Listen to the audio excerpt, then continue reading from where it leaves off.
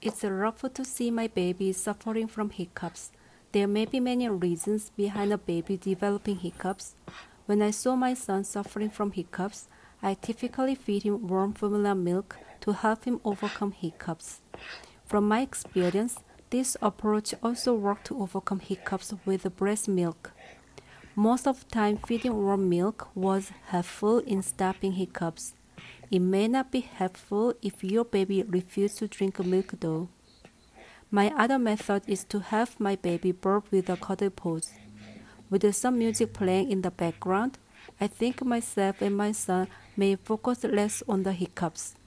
Even if you lose yourself and don't know what to do, the memory. With sufficient time, the hiccup may stop itself.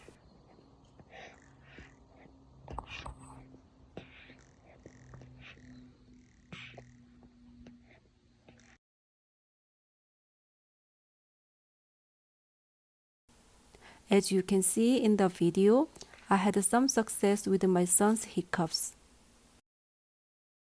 If you have any other tips, please share them in the comment section below.